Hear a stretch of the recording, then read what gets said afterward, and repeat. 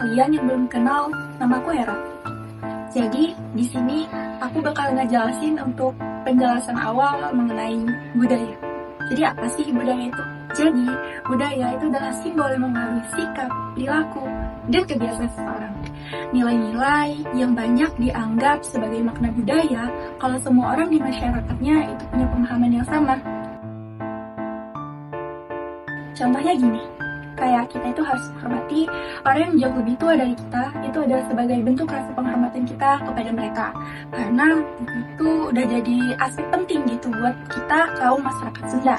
Terus, makna budaya ini sendiri itu diciptakan sama seseorang dari kelompok kecil pada tingkatan yang lebih tinggi.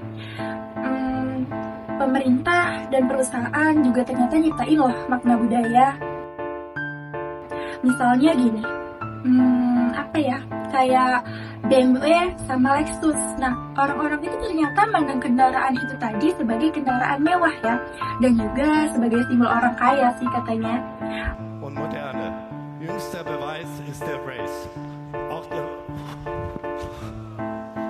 Jadi merek-merek sedan tersebut ya yang udah aku jelasin dua tadi itu ternyata udah jadi makna dari nilai budaya. Menjelaskan tentang unsur-unsur budaya. Yang pertama ada nilai. Nilai itu kepercayaan yang dianggap penting oleh seseorang atau suatu masyarakat. Nilai bisa berarti sebuah kepercayaan tentang suatu hal. Jumlahnya juga bisa berbeda-beda tergantung budayanya. Nah, contohnya itu misal kayak kita ini harus menghargai orang yang lebih tua dari kita atau lebih percaya sama hal yang kayak pendidikan itu kunci dari sukses. Yang kedua, kebiasaan. Kebiasaan itu berbagai bentuk perilaku atau tindakan yang diterima secara budaya. Kebiasaan tersebut diturunkan dari generasi ke generasi secara turun-temurun. Contohnya itu misalnya kayak upacara perayaan rutin. Misalnya kayak orang zaman dahulu mau ngirim ucapan lebaran itu menggunakan paket surat, sedangkan sekarang ini sudah menggunakan teknologi seperti HP atau internet lainnya. Yang ketiga, norma. Jadi norma itu aturan masyarakat tentang perilaku diterima atau tidak diterima, dan norma juga mengarahkan tindakan boleh atau tidak boleh dilakukan. Yang pertama tuh ada misalnya tidak boleh melanggar aturan lalu lintas. Kalau kita melanggar tuh kita akan dikenakan sanksi atau ditilang. Yang kedua tuh ada misalnya nih kayak kita di Indonesia ini mobil berjalan di sebelah kiri, sedangkan kalau misalnya kayak di Amerika tuh di sebelah kanan. Oke, selanjutnya itu ada konvensi. Jadi konvensi itu adalah kebiasaan atau norma yang sering dilakukan oleh masyarakat untuk menjaga harmoni dan keteraturan. Nah, biasanya konvensi itu terkait dengan perilaku sehari-harinya. Contoh, kita dilarang untuk duduk di atas meja, bantal, ataupun jendela. Alasannya sih hal ini dianggap tidak sopan karena benda tersebut itu memiliki fungsi tertentu. Oke, selanjutnya itu yang kedua itu ada mitos. Jadi mitos itu adalah cerita atau kepercayaan seseorang yang diwariskan secara turun-temurun. Biasanya mitos itu mengandung nilai budaya atau ajaran moral tertentu. Oke, aku bakal ngasih satu contoh mitos yang masih sampai saat ini tuh masyarakat sekitar tuh masih percaya dengan mitos tersebut. Jadi ketika kita sedang berrekreasi ke pantai selatan, maka kita tuh akan dilarang untuk menggunakan pakaian berwarna hijau. Alasannya sih karena adanya kepercayaan bahwa kalau kita melanggar aturan tersebut, kita akan dibawa oleh Nyi Roro Kidul. Dalam pencarian sementara, satu orang berhasil diselamatkan petugas SAR. Jadi yang terakhir itu ada simbol. Jadi gampangnya simbol itu adalah tanda atau lambang yang mewakili sesuatu. Ini tuh bisa berupa bentuk, warna, gambar, atau bahkan sampai dengan beragam. Contohnya sih bendera. Jadi kan setiap negara itu pasti punya bendera. Itu bisa melambangkan dari negara tersebut. Misalnya bendera merah putih itu melambangkan arti dari negara Indonesia, yang artinya merah itu berani dan putih itu suci. Oke, di sini saya akan menjelaskan tentang budaya-budaya populer. Budaya populer sendiri adalah budaya yang menjadi masif diikuti oleh banyak orang, mulai dari negara manapun. Kenapa budaya populer dapat dengan mudah diikuti oleh masyarakat di negara manapun? Karena budaya populer tersebut dapat dengan mudah dibeli ataupun didapatkan. Oleh karena itu, banyak masyarakat yang mengikutinya, mulai dari anak-anak hingga orang dewasa. Poin pertama dari budaya populer adalah iklan. Seperti yang kita tahu, iklan itu sangat berkembang di era digital seperti saat ini karena penggunaannya yang sangat efisien dan dapat mudah diterima oleh banyak masyarakat.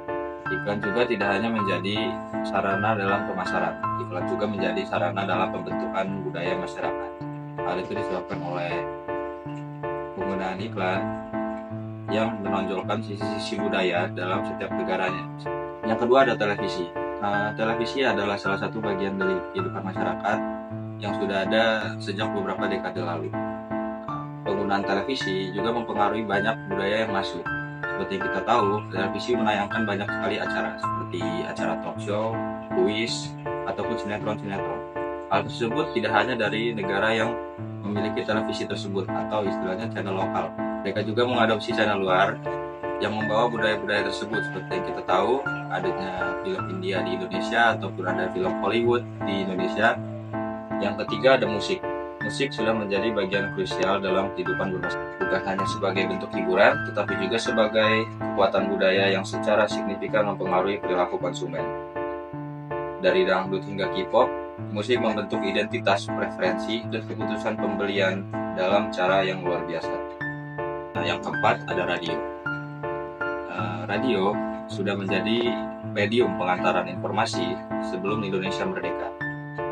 Maka dari itu, penggunaan radio ataupun aktivitas menggunakan radio tidak dapat digantikan dengan sangat mudah oleh.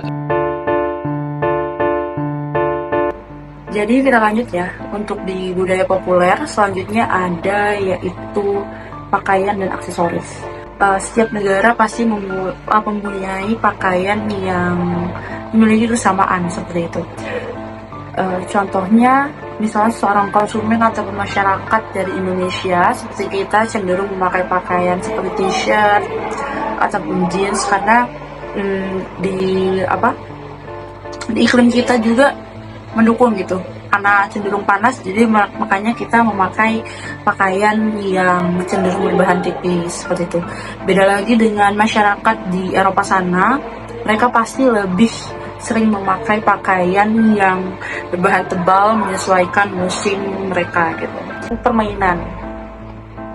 Jadi permainan sendiri di zaman dulu seiring berkembangnya adanya komputer, TV, DVD player dan lain sebagainya, tapi nggak menutup kemungkinan zaman dulu ya, apalagi untuk kelas menengah pasti akrab nih di generasi pertama sama yang namanya Nintendo ataupun Sega. Jadi untuk masyarakat kelas menengah mungkin mempunyai permainan tersebut, tapi Nintendo dan Sega itu populer kan di generasi pertama. Dia memudar sejak adanya PS yang hadir di generasi kedua.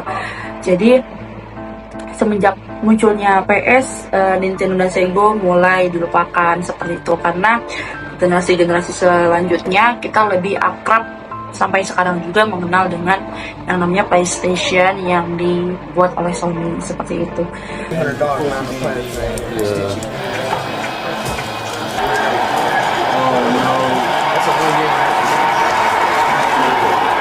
Ada komputer, internet, telepon genggam itu merupakan ciri budaya populer juga teman-teman. Jika dulu kita sebagai konsumen ataupun masyarakat kalian juga ataupun kayak generasi-generasi sebelum kita tuh mengandalkan mesin ketik, untuk sekarang ada komputer yang bisa membantu kita untuk mengetik, mengolah data, menggunakan data, mencari informasi dan lain sebagainya seperti itu. Dan internet di tengah kemajuan teknologi sekarang yang benar-benar sudah meningkat, ada tuh kan yang kita tahu mesin pencarian Google www itu benar-benar sangat membantu kita dalam pencarian informasi. Jadi untuk zaman sekarang kita kalau mau mengakses informasi ataupun mencari berita di negara tetangga itu bisa dengan mudah kita tahu. Ada film.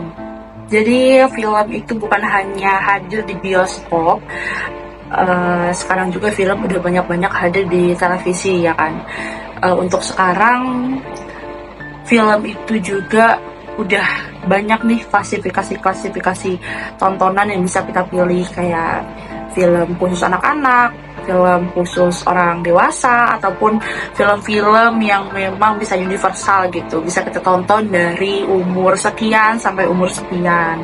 Untuk film ini juga seperti yang kita akrab juga kan, kalian juga pasti kenal deh, pasti tahu film-film kayak kartun seperti kayak Amerika nih, film-film kayak Captain America, terus Avengers dan lain-lain.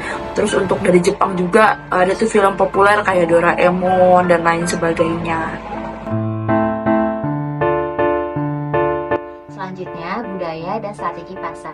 Pemahaman tentang budaya satu masyarakat itu bisa menjadi inspirasi tentang pembuatan produk. Produk apa sih yang dibutuhkan oleh konsumen zaman sekarang? Contohnya jamu. Dari zaman dulu, orang Indonesia biasa pakai tanaman buat jaga kesehatan mereka. Nah, potensi pasar ini dilihat oleh salah satu bisnis, yaitu Nyonya Menir. Nah, Nyonya Menir mulai bisnis jamunya ini dari kecil-kecilan sampai sekarang punya pegawai ribuan dan jadi industri besar. Nah, contoh dari budaya lain yang bisa menjadi inspirasi para pembisnis itu kayak Indofood. Nah, mereka pintar banget nih buat ngatur atau buat ngelihat selera orang lokal. Mereka nggak cuma bikin mie instan biasa, tapi mereka bikin mie instan varian khas daerah. Contohnya kayak mie Indomie Soto Lamongan, mie Indomie Padang, dan mie Indomie Kocok Bandung. Nah, kenapa sih mereka ngeluarin varian tersebut? Karena Indofood tahu banget nih bahwa lidah orang Indonesia itu potensi pasar mereka.